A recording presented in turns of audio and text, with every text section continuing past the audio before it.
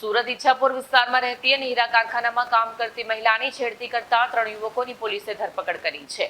આ યુવકો મહિલાને રસ્તા વચ્ચે कहता पति की जरूरत हो तो बताओ, तेरे को नौकरी करने की क्या जरूरत है, हम बैठे हैं ना જેવા ડાયલોગ મારી છેડતી કરતા ભેરવાયા હતા।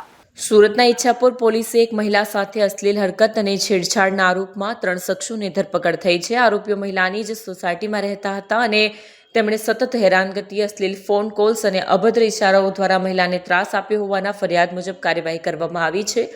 ઈચ્છાપુર પોલીસ મથક હદમાં રહેતી 34 વર્ષીય મહિલા ઘરે એકલી હતી। તે જ સોસાયટીમાં રહેતા 3 યુવકો તેને હેરાન કરતા હતા।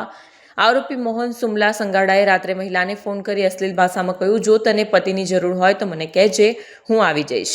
બીજા દિવસે સવારે 2 અન્ય આરોપીઓ ઉત્તમ કુમાર મંડલ અને રાજકુમાર વાસુકી સિંઘ સોસાયટી ગેટ પર ઊભા રહી મહિલાને ટોણા મારતા કહ્યું કે નોકરી કરવાની શું જરૂર છે, અમે બેઠા છીએ ને।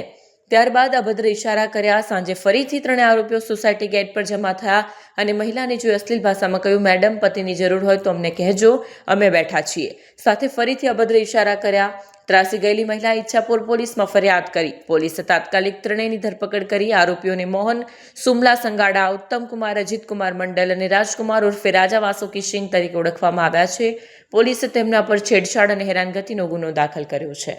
હર્ષદ મહાયવંશીનો રિપોર્ટ, આઝાદ ન્યૂઝ।